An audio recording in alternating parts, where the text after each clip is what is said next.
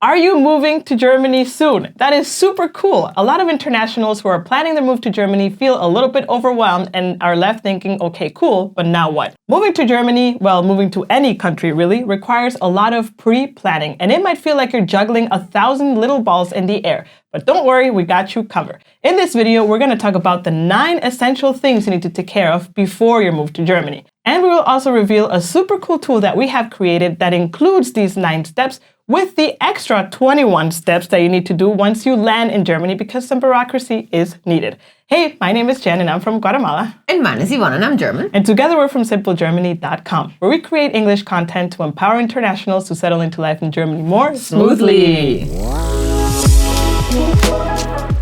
Now, before we reveal the 9 steps, please be aware that we cannot go into specific detail on how to take care of each one of the steps. Otherwise, this would be a 60-hour-long video. We have created already videos on our YouTube channel and guides on our website that go into more detail. So this is just to have kind of like an overview of the essential steps to be done.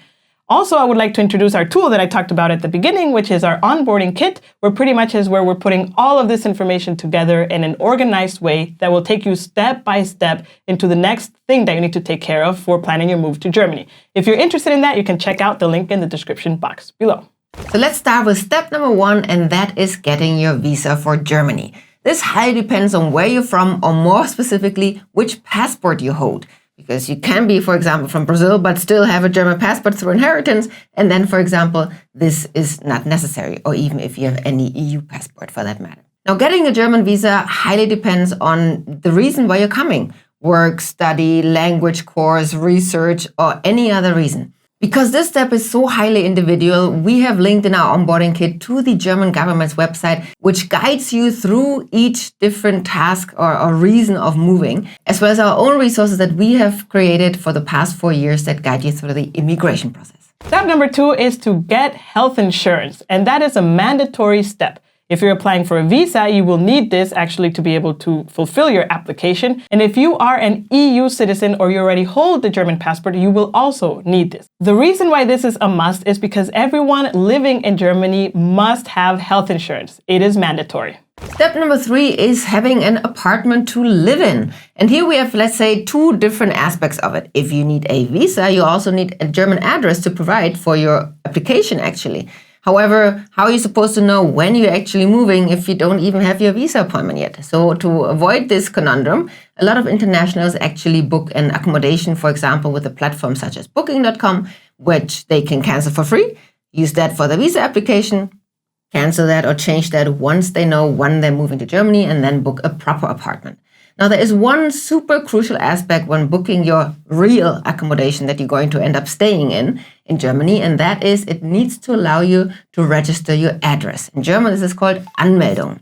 And why this is so important, we explained throughout the video, but this leads into step number 4, which is actually making your appointment for your Anmeldung before you move, before you leave your home country or from where you're moving, because getting that appointment as close as possible to moving to Germany once you're in Germany is super crucial. Correct. And once you know the date that you're moving to Germany, you should check for Anmeldung appointments 3 to 2 weeks in advance, because usually the appointments get revealed depending on the city with such short-term notice in a way. And it's essential to have that Anmeldung appointment.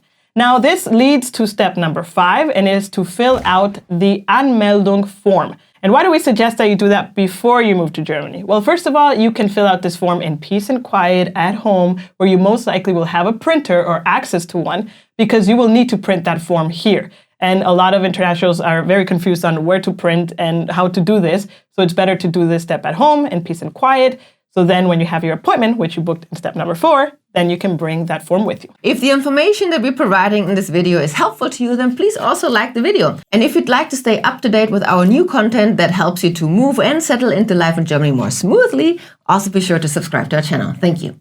Number 6 is to prepare your personal finances. And now this one might go without saying, however, there's a few nuances to take into account. Please consider how you will finance your first weeks here in Europe and Germany without having a German bank account or a salary for that matter, depending on how you're moving. Also, do you want to bring cash, or do you want to have a credit card that you can use that ideally doesn't have high fees? And the last thing you should consider or look into is, how do you access your funds from your home country in Germany if you can't bring them all with you while traveling. And one thing to point out here is that you will need cash. So be sure to be able to access getting euros somehow, either that you converted them back home and you're bringing them with you, or you have a card, like you already pointed out, that you can take money out without high fees.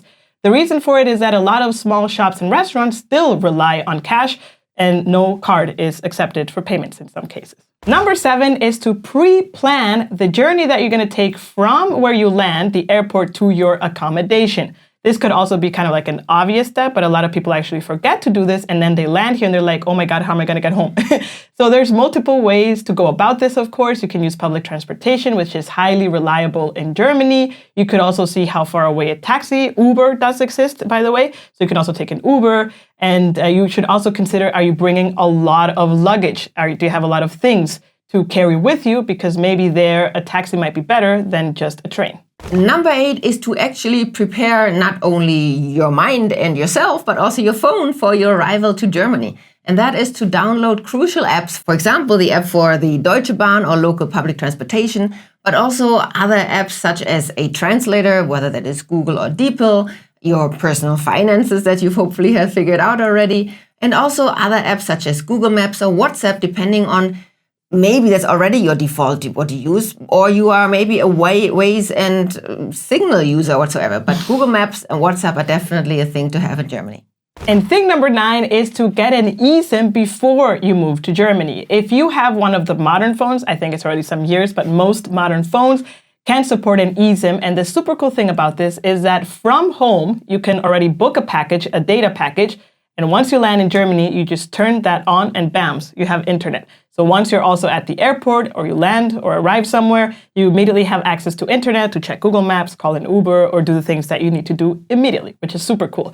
Now, we have had success with Saily. This is the eSIM that we've used for multiple travels to Japan, the US, and other countries, and it has worked fantastic. If you're interested in getting Saily, you can also find the link in the description box below. Now, this is just a quick overview of all the things you can ideally prepare before you move to Germany. Like Jen mentioned at the beginning of the video, there will be other steps to take. We've put together a list of 21 of those once you are in Germany to make sure that your move actually does go smooth. If you'd like to follow step by step, be able to make your own notes, add your own things that you need to take care of because everyone's case is individual, assign the task with your partner or other people that help you with the research. All of that can be done in our onboarding kit, which again, we will link in the description below, and we have created to really help you have a smooth move. Until next time, tschüss!